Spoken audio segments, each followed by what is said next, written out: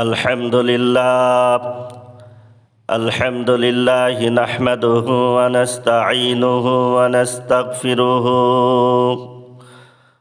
व नऊज़ु बिल्लाहि मिन शुरूरि अनफुसिना व मिन सय्यिआति अअमालिना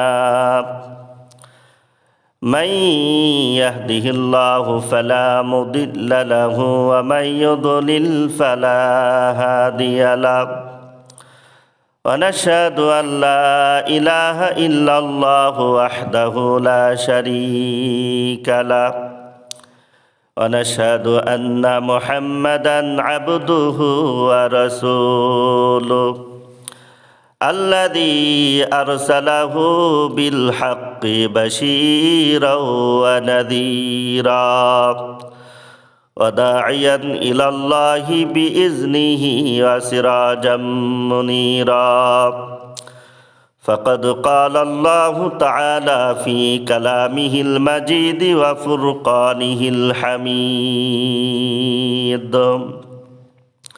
أعوذ بالله من الشيطان الرجيم بسم الله الرحمن الرحيم ولنبلونكم بشيء من الخوف والجوع ونقص من الأموال والأنفس والثمرات وبشر الصابرين وقال النبي صلى الله عليه وسلم الدنيا سجن المؤمن وجنة الكافر।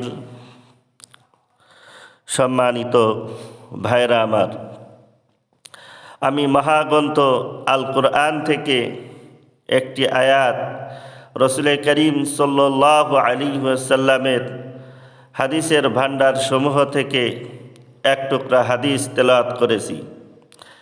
আয়াত এবং হাদিস সামনে রেখে আমি সংক্ষিপ্তভাবে মুসলমানদের বিপদ আপদ কেন হয় এই বিষয়ে সংক্ষিপ্তভাবে আলোচনা করার চেষ্টা করব। ওমা তৌফিকি ইল্লা বিল্লাহ।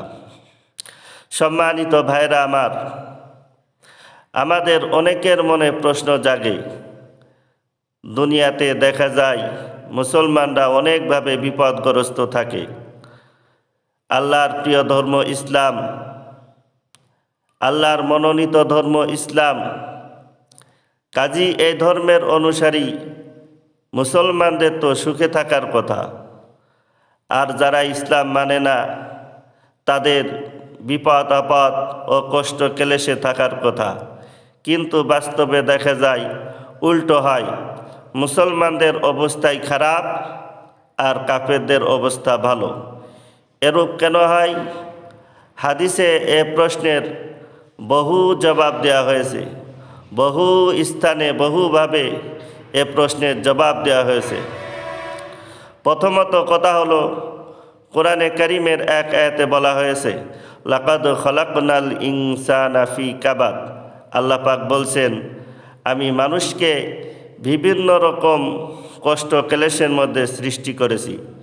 কাজী দুনিয়াতে কষ্ট ক্লেশ থাকাই হলো স্বাভাবিক। এটাকে যদি স্বাভাবিক মনে করা হয় তাহলে কষ্টবোধ কমে যাবে। সাধারণভাবে সকলকে একথাটা মনে রাখতে হবে। বিশেষভাবে মুসলমানদের বিপদ আপদ কেন হয় এর পিছনে অনেক রহস্য থাকে। তার মধ্যে প্রথম নম্বর কথা হলো, মুসলমানদের জন্য আল্লাহ তাআলা জান্নাত তৈরি করে রেখেছেন। এই জান্নাতের জন্য যা কিছু মেহনত মুজাহাদা করার দরকার, সেই মেহনত মুজাহাদার মধ্যে আমাদের ত্রুটি থেকে যায়। আল্লাহ পাক সেই ত্রুটি পূর্ণ করার জন্য আমাদেরকে দুনিয়াতে কিছু কষ্ট ক্লেশ বিপদ আপদ দিয়ে থাকেন। এভাবে স্বেচ্ছায় যে মেহনত মুজাহাদা করার দরকার ছিল সেটা না করাই বাধ্যতামূলক আল্লাহ পাক সে মুজাহাদা করিয়ে নেন। নিজের ইচ্ছায় যে মেহনত মুজাহাদা করা ছিল সেই মেহনত মুজাহাদায় ত্রুটি থেকে যায়, আল্লাহ পাক তাই তার পক্ষ থেকে আমাদের উপর কিছু মেহনত মুজাহাদা চাপিয়ে দিচ্ছেন, যাতে জান্নাত অর্জন করার মতো প্রয়োজনীয় মেহনত মুজাহাদা পূর্ণ হয়ে যায়। তাই এরকম কিছু কষ্ট ক্লেশ হওয়াটা আমাদের জন্য সৌভাগ্যের বিষয়। আর জান্নাত অর্জন করার মতো প্রয়োজনীয় মেহনত মুজাহাদায় ত্রুটি আমাদের থাকেই, কাজেই এরকম কিছু কষ্ট ক্লেশ থাকাই স্বাভাবিক। এই জন্য হাদিসে বলা হয়েছে, আদ-দুনিয়া সিজনুল মুমিনি ওয়া জান্নাতুল কাফির। দুনিয়া হলো মুমিনের জন্য কারাগার স্বরূপ আর কাফেরদের জন্য বালাখানা স্বরূপ। পরকালের জান্নাত কাফেরদের জন্য নাই, পরকালে সুখের মুখ তারা দেখতে পাবে না, তাই দুনিয়াতে তাদেরকে কিছু সুখ শান্তি দিয়ে দেওয়া হয়েছে। মুসলমানরা যেমন ভালো কাজ করে, কাফেররাও তো অনেক ভালো কাজ করে, অনেক রকম সমাজ সেবা তারা করে, তারা অনেকে সত্য কথা বলে, ন্যায় নীতির উপর চলে। এই সমস্ত ভালো কাজের বদলা যেহেতু পরকালে তারা পাবে না, এই জন্য তাদেরকে দুনিয়াতে কিছু সুখ শান্তি দিয়ে দেওয়া হয়েছে। একবার আল্লাহর নবী খেজুরের রশি দিয়ে তৈরি খাটের উপর শুয়েছিলেন, শরীর মোবারকে দাগ পড়ে গিয়েছিল। আল্লাহর হাবিব সাল্লাল্লাহু আলাইহি ওয়াসাল্লাম, যাকে সৃষ্টি করা না হলে এই জান্নাত জাহান্নাম কিছুই সৃষ্টি করা হতো না, তার এই কষ্টের অবস্থা দেখে হযরত ওমর ফারুক রাদিয়াল্লাহু তাআলা আনহু কেঁদে ফেললেন। তিনি বললেন, ইয়া রাসূলুল্লাহ, আমরা মুসলমানরা এত কষ্ট ক্লেশের মধ্যে কেন? রোম পারস্যের সম্রাটরা, ওই কাফের বেঈমানরা কত সুখ স্বাচ্ছন্দ্যের মধ্যে আছে, আর আমরা মুসলমানরা এই কষ্ট ক্লেশের মধ্যে আছি। আল্লাহর নবী তখন বলেছিলেন, ওমর রে, উলাইকা কওমুন উজ্জিলাত লাহুম তাইয়্যিবাতুহুম ফিল হায়াতিদ দুনিয়া। ওমর, ওরা তো কাফের সম্প্রদায়, ওদের সব ভালো কাজের বদলা দুনিয়াতেই দিয়ে দেওয়া হয়। এখানে বোঝানো হয়েছে যে কাফেরদের জন্য পরকালে কিছুই নাই, যা কিছু ওদের প্রাপ্যতা ওদেরকে দুনিয়াতেই দিয়ে দেওয়া হয়।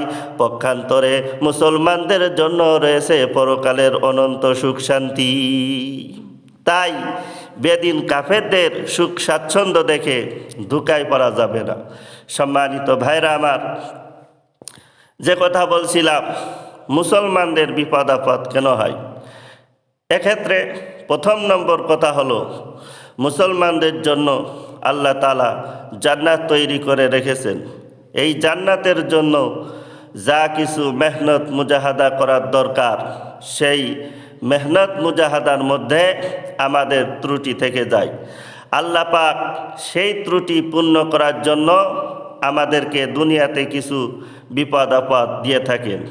এই বিপদে পড়ে যখন সে ধৈর্য ধারণ করবে, তখন তার সব হতে থাকবে, সে জান্নাতের দিকে আগাতে থাকবে। অতএব বোঝা গেল, এসব বিপদ আপদ মুমিনের জন্য আল্লাহর রহমত। মুসলমানদের বিপদ আপদ কেন হয়? এক্ষেত্রে দ্বিতীয় নম্বর কথা হলো, কিছু বিপদ আপদ আসে গুনাহ মোচনের জন্য। এ হিসেবেও বিপদ আপদ মুমিনের জন্য আল্লাহর রহমত, কেননা এটা তাদের গুনাহ মোচনের কারণ হচ্ছে। এক হাদিসে আল্লাহর নবী বলেছেন, আজাবান লি আমরিল মুমিনি ইন্না আমরাহু কুল্লাহু খাইর ওয়া লাইসা যালিকা লি আহাদিন ইল্লা লি মুমিনিন ইন আসাবাতহু সাররাউ শাকারা ফাকানা খায়রাল লাহু ওয়া ইন আসাবাতহু দাররাউ সাবারা ফাকানা খায়রাল লাহু। মুমিনের বিষয়টা বড়ই অদ্ভুত, যখন তার সুখের কিছু হয় সে শুকর আদায় করে, এটা তার জন্য কল্যাণকর। আর যখন তার কষ্টের কিছু হয় সে ধৈর্য ধারণ করে, এটাও তার জন্য কল্যাণকর। অর্থাৎ সব কিছুর মধ্যে মুসলমানদের কল্যাণ আর কল্যাণ, অকল্যাণ বলে মুসলমানদের কিছুই নাই।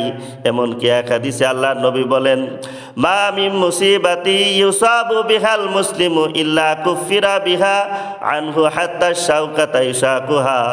মুমিনের উপর যে কোনো বিপদ আপদ আসুক না কেন, এমনকি একটা কাঁটাও যদি তার পায়ে বিঁধে, এর জন্য তার গুনাহ ক্ষমা করা হবে। অতএব বিপদ আপদের কারণে, কষ্ট ক্লেশের কারণে মুসলমানদের হতাশার কিছুই নাই। এসবের কারণে মুসলমানদের কষ্ট বোধ করার কিছুই নাই। তাদের জন্য তো অকল্যাণ বলে কিছুই নাই। সবই তাদের জন্য রহমত আর রহমত, সবই তাদের জন্য কল্যাণ আর কল্যাণ। একবার হাজী আমদাদুল্লাহ মুহাজিরে মাক্কি রহমতুল্লাহ আলাইহি এই ওয়াজ করতেছিলেন যে মুসলমানদের সব বিপদ আপদ তাদের জন্য আল্লাহর রহমত। ইতিমধ্যে সেখানে এক ব্যক্তি উপস্থিত হলো যে ফুরার যন্ত্রণায় কাতরাচ্ছিল। সে এসে বলল, হুজুর আমার জন্য একটু দোয়া করুন, আল্লাহ যেন আমার এই কষ্টটা দূর করে দেন। উপস্থিত কেউ কেউ মনে মনে ভাবলো, এই কষ্ট তো আল্লাহর রহমত, তাহলে হুজুর এই রহমত দূর হওয়ার দোয়া কিভাবে করবেন? হাজী আমদাদুল্লাহ মুহাজিরে মাক্কি রহমতুল্লাহ আলাইহি দোয়া করলেন, আয় আল্লাহ তাআলা, রোগ ব্যাধি তোমার রহমত, রোগ ব্যাধি থেকে মুক্তিও তোমার রহমত। আমরা তোমার দুর্বল বান্দা, রোগ ব্যাধির রহমতকে আমরা বরদাস্ত করতে পারি না, তাই রোগ থেকে মুক্তির আহসান রহমতের ফয়সালা করো। সুবহানাল্লাহ। বুজুর্গদের জবান থেকে কত সুন্দরভাবে দিনের সহি ব্যাখ্যা বের হয়। মুসলমানদের বিপদ আপদ কেন হয়? এক্ষেত্রে তৃতীয় নম্বর কথা হলো, কিছু বিপদ আপদ আসে তাদেরকে সতর্ক করার জন্য।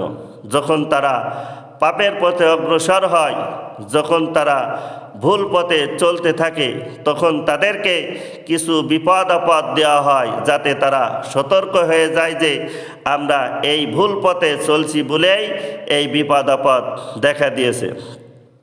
কোরআনে কারিমে বলা হয়েছে, যাহারাল ফাসাদু ফিল বাররি ওয়াল বাহরি বিমা কাসাবাত আইদিন নাসি লিয়ুযীকাহুম বা'দাল্লাযী আমিলু লাআল্লাহুম ইয়ারজিউন। মানুষের কৃতকর্মের কারণেই বিপর্যয় ও বিপদ আপদ দেখা দেয়, যাতে মানুষ তাদের কৃতকর্মে কিছু শাস্তি ভোগ করে, যাতে তারা ফিরে আসে। এরকম বিপদ আপদ দিয়ে আল্লাহ রব্বুল আলামিন সতর্ক করতে চান যে বান্দা সতর্ক হয়ে যাও, তোমাদের কি কি ত্রুটি হচ্ছে সে ব্যাপারে সতর্ক হয়ে যাও। এরকম বিপদ আপদ ব্যক্তিগতভাবে আসে, ব্যক্তিগতভাবে সতর্কীকরণের জন্য, জাতিগত এবং সমষ্টিগতভাবে আসে, জাতিগতভাবে সতর্কীকরণের জন্য। সম্মানিত ভাইরা আমার, মুসলমানদের বিপদ আপদ কেন হয়?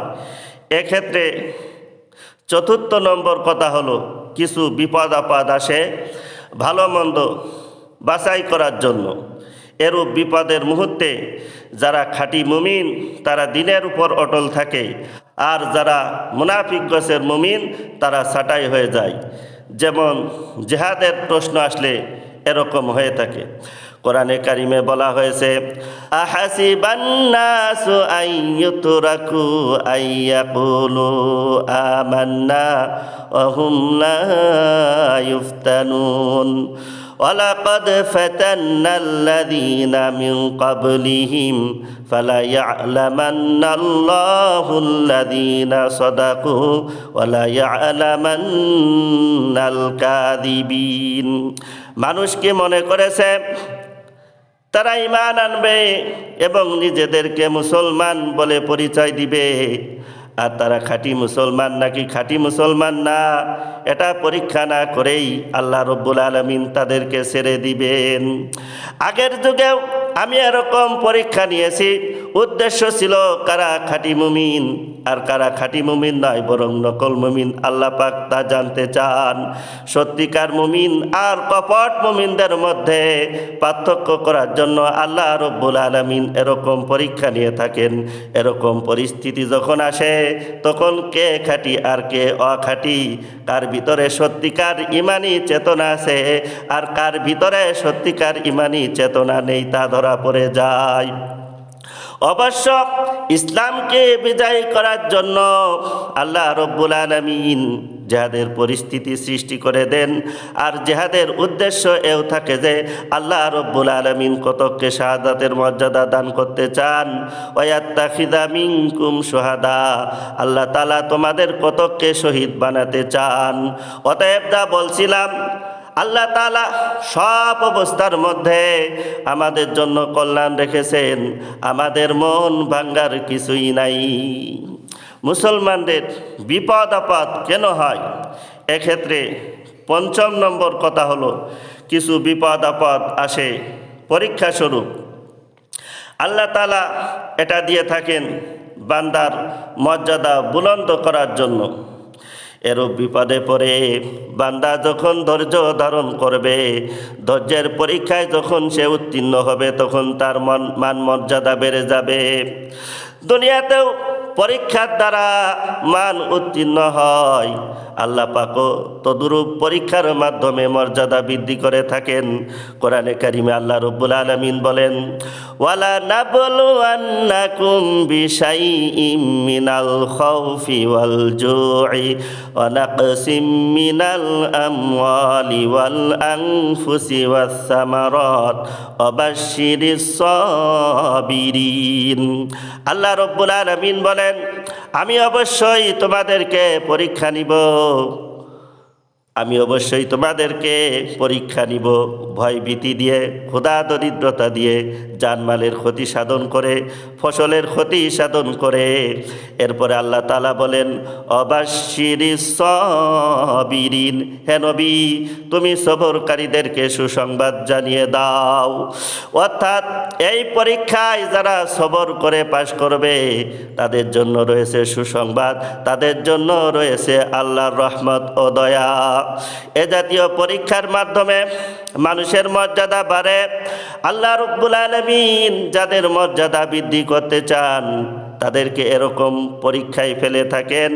আল্লাহর প্রিয় বান্দাদেরকে এরকম পরীক্ষায় বেশি ফেলানো হয়। সবচেয়ে আল্লাহর প্রিয় বান্দা হলেন নবীরা, তাই নবীদেরকে এরকম পরীক্ষায় বেশি ফেলানো হয়। আল্লাহ নবী বলেছেন, আশাদ্দুন নাসি বালাআন আল আম্বিয়া সুম্মাল আমসালু ফাল আমসাল। আল্লাহ নবী বলেন, সবচেয়ে কঠিন পরীক্ষা হয় নবীদের, তারপর সাহাবীদের, তারপর যে যত বেশি আল্লাহর নৈকট্য প্রাপ্ত তাদের। হযরত ইব্রাহিম আলাইহিস সালামকে আগুনে ফেলে পরীক্ষা নেওয়া হয়েছে। হযরত ইব্রাহিম আলাইহিস সালামকে আগুনে ফেলানো হবে, আগুনে ফেলবে নমরুদ। অপরাধ কি হযরত ইব্রাহিম আলাইহিস সালামের? হযরত ইব্রাহিম আলাইহিস সালাম দাওয়াত দিয়েছিলেন লা ইলাহা ইল্লাল্লাহ। হযরত ইব্রাহিম আলাইহিস সালাম দ্বীনের দাওয়াত দিয়েছিলেন, ঈমানের দাওয়াত দিয়েছিলেন। নমরুদ সহ্য করতে পারল না। নমরুদ ইব্রাহিমকে আগুনে নিক্ষেপ করবে, এমন সময় ফেরেশতা এসে বলছে, ইব্রাহিম তোমাকে আগুনে ফেলে দেওয়া হবে, আমার কাছে সাহায্য চাও, ক্ষমতা আছে আগুনগুলি উঠায় নিয়ে নমরুদের বংশ জ্বালায় দিব। ইব্রাহিম বললেন, ও ফেরেশতা আমি তোমার কাছে কেন সাহায্য চাইব? আমি তো এমন কোনো অন্ধ আল্লাহর ইবাদত করি না যে অন্ধ স্রষ্টা তিনি তার গোলামের দুঃখ দুর্দশা দেখবেন না। আমি তোমার কাছে সাহায্য চাইব না। পরীক্ষায় পাশ করলেন। আমার ভাইরা, এবার হযরত ইব্রাহিম আলাইহিস সালামকে আগুনে ফেলানো হচ্ছে। আল্লাহ রব্বুল আলামিন আগুনের প্রতি নোটিশ জারি করে দিলেন, ইয়া নারু কুনি বারদাও ওয়া সালামান আলা ইব্রাহিম। হে আগুন, আমার ইব্রাহিম আলাইহিস সালামের জন্য আরামদায়ক ঠান্ডা হয়ে যাও। আমার ভাইরা, হযরত ইব্রাহিম আলাইহিস সালাম আগুনের ভিতরে আরামে বসে আছে, আর নমরুদ দূরের থেকে তাকায় দেখে ইব্রাহিম তো জ্বলে না। নমরুদ জিজ্ঞাসা করল, আগুন তোর হয়েছেটা কি? কেন পারিস না আমার দুশ্মনকে জ্বালাইতে? তোর জ্বালানো শক্তি শেষ হয়ে গেল নাকি? আগুনের ভিতর থেকে জবাব এলো,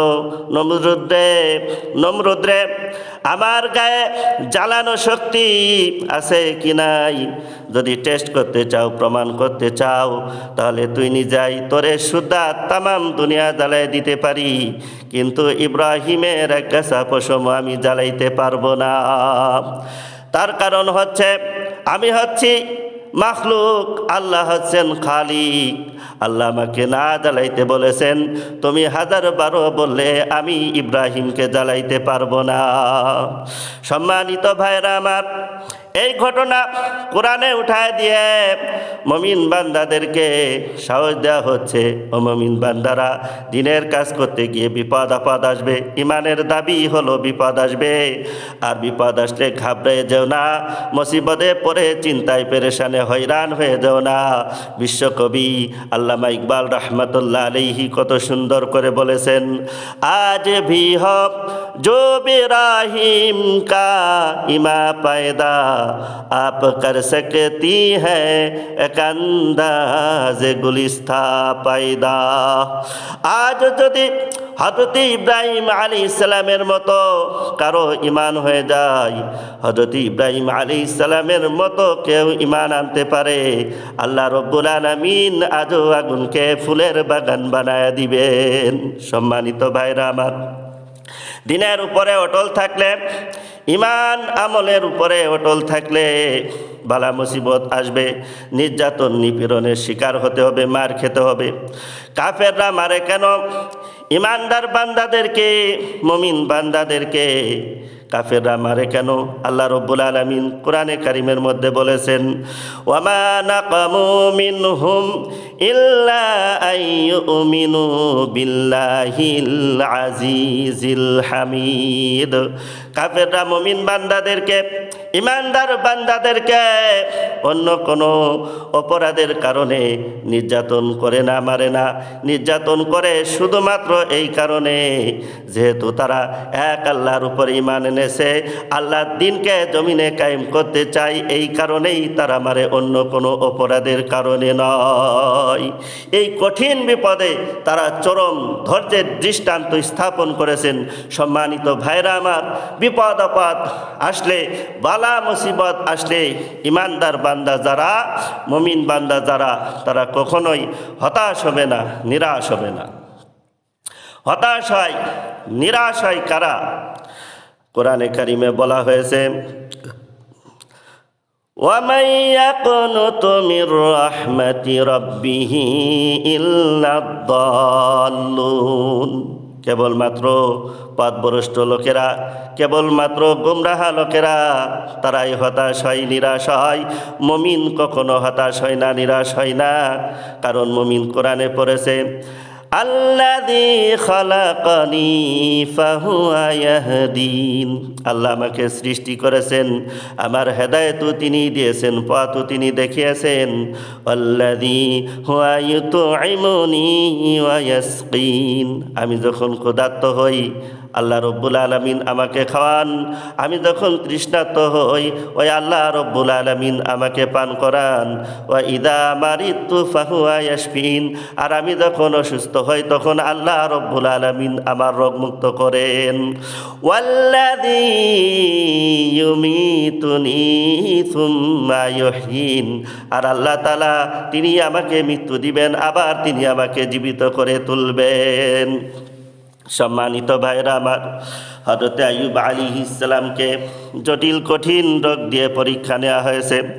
হযরত আইয়ুব আলাইহিস সালাম 18টি বছর রোগে ভুগলেন। 18 বছর শরীর পচে যেতে লাগলো, বিবি বাল বাচ্চা সব তার কাছ থেকে চলে গেল, গ্রামের লোকেরা তাকে তাড়ায় দিল। কোনো শেকায়েত তিনি আল্লাহর দরবারে করেন নাই। হযরত আইয়ুব আলাইহিস সালাম 18টি বছর পর লক্ষ্য করলেন শুধু শরীরে পোকা না, এবার পোকা জিহ্বায় ধরেছে। হযরত আইয়ুব আলাইহিস সালাম দুহাত তুলে বললেন, রব্বুল আলামিন, 18টি বছর আমি হাসি মুখে সহ্য করে চলছি, কোনো শেকায়েত তোমার দরবারে করি নাই, তুমি রোগ দিয়েছো বলার আমার কিছুই নাই। মাবুদ, এবার আমি অবশ্যই অভিযোগ করব, শেকায়েত করব, যেহেতু আমার জিহ্বায় পোকা ধরেছে। মাবুদ, আমার জিহ্বায় পোকা দিও না, আমার জিহ্বায় যদি পোকা হয়ে যায় তাহলে তোমার মতো আল্লাহর জিকির আমি কি দেয়া করব। আল্লাহ, আমার জিহ্বাটা সুস্থ রাখো, যাতে করে তোমার মতো আল্লাহর জিকির আমি করতে পারি।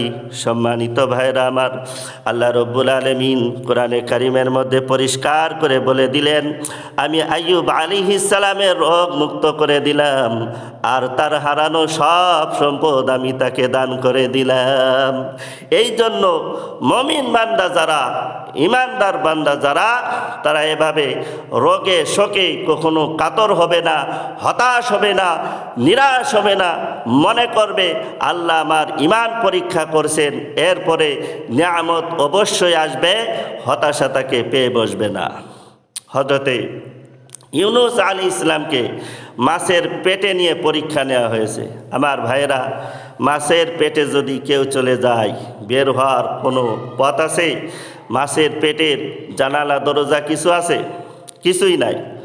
আমার ভাইয়েরা, হযরত ইউনুস আলাইহিস সালামকে মাছে খেয়ে ফেলেছে, বের হওয়ার কোনো পথ নাই। হযরত ইউনুস আলাইহিস সালাম মাছের পেটের ভিতরে বসে হতাশ হলেন না, নিরাশ হলেন না। তিনি বুক ভরা আশা নিয়ে ঘোষণা করলেন, লা ইলাহা ইল্লা আনতা সুবহানাকা ইন্নী কুনতু মিনাজ জালিমিন। আয় আল্লাহ তাআলা, তুমি ছাড়া কোনো ইলাহা নাই, আমি তোমার পবিত্রতা ঘোষণা করেছি। আল্লাহ, আমি জালিমদের অন্তর্ভুক্ত হয়ে গিয়েছি। এই কথা বলে হযরত ইউনুস আলাইহিস সালাম যখন মাছের ভিতরে বসে চিল্লাচ্ছিলেন, আল্লাহ বলেন, ইউনুস রে, তোমার ওই ডাক দুনিয়ার কেউ শোনে নাই, কোনো রাজা বাদশাহ শোনে নাই, কোনো বন্ধু বান্ধব শোনে নাই, কিন্তু আমি আরশের মালিক, আমি আল্লাহ রব্বুল আলামিন শুনেছি। শুধু শুনি নাই, সাথে সাথে জবাব দিয়ে দিলাম। ফাস্তাজাবনা লাহু ওয়া নাজ্জাইনাহু মিনাল গাম্মি ওয়া কাযালিকা নুনজিল মুমিনিন। আল্লাহ বলেন, আমি জবাব দিয়ে দিলাম। মাছের পেটের ভিতরে বেদনা শুরু হয়ে গেল।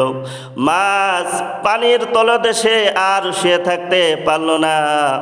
মাছ ভেসে উঠল, বমি করে দিতে পারলেই যেন বাঁচে, এ অবস্থা মাছের হলো। মাছ কিনারায় চলে এলো, বমি করে ইউনুস নবীকে ফেলে দিল। মাছও বাঁচলো, ইউনুস আলাইহিস সালামও বাঁচলো। আল্লাহ রব্বুল আলামিন বলেন, শুধু ইউনুসকে নয়, ওয়া কাযালিকা নুনজিল মুমিনিন। বিপদে পড়ে মুমিন বান্দারা যদি আমি আল্লাহকে ডাকে, আমি আল্লাহ রব্বুল আলামিন মুমিন বান্দাদেরকে এইভাবে বিপদ মুক্ত করে দিই। আল্লাহ পাক বিপদ মুক্ত করে দেন। বিপদে পড়ে আল্লাহকে ডাকলে আল্লাহ পাক বিপদ মুক্ত করে দেন। বিপদ আপদ আসলে, বালা মুসিবত আসলে ধৈর্য ধারণ করতে হবে। আর সাবরু সওয়াবুহুল জান্নাহ, ধৈর্যের প্রতিদান হলো জান্নাত। মনে রাখতে হবে, ফাইন্না মাআল উসরি ইউসরা, ইন্না মাআল উসরি ইউসরা।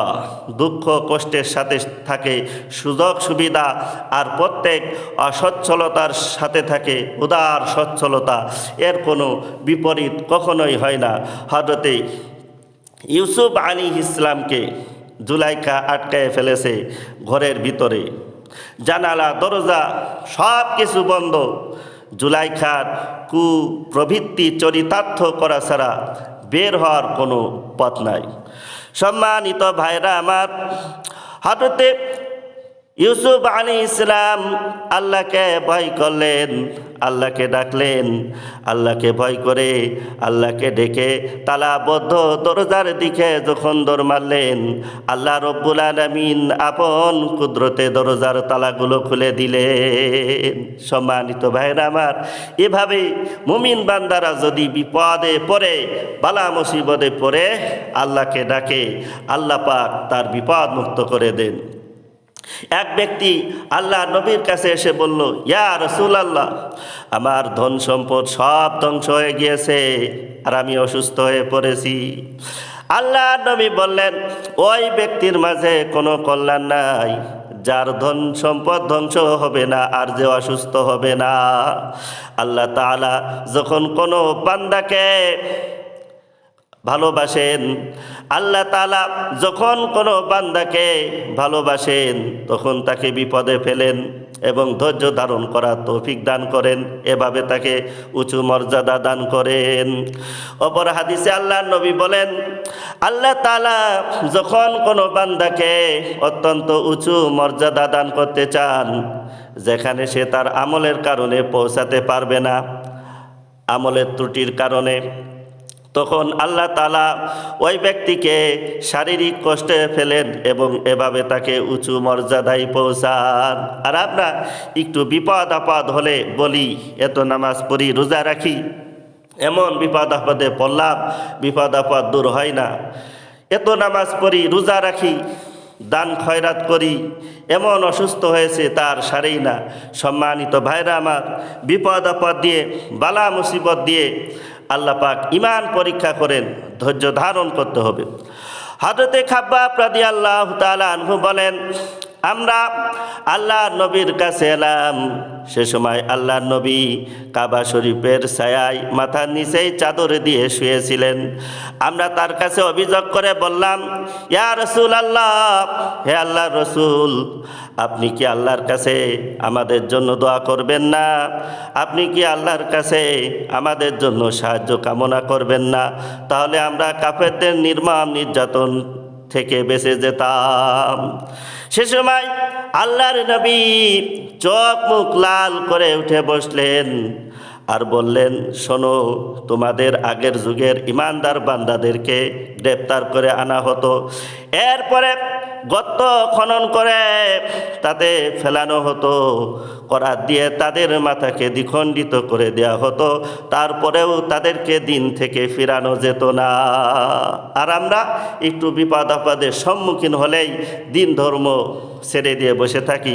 সম্মানিত ভাইরা আমার, বিপদ আপদ দিয়ে, বালা মুসিবত দিয়ে আল্লাহ তাআলা বান্দাকে পরীক্ষা করেন, ধৈর্য ধারণ করতে হবে। আল্লাহ তাআলা আমাদের সকলকে বিপদ আপদে, বালা মুসিবতে ধৈর্য ধারণ করে দিনের উপর, ঈমান আমলের উপর অটল থাকার তৌফিক দান করুন। ওয়া আখির দাওয়ানা আনিল হামদুলিল্লাহি রাব্বিল আলামিন। আসসালামু আলাইকুম ওয়া রাহমাতুল্লাহি ওয়া বারাকাতুহু।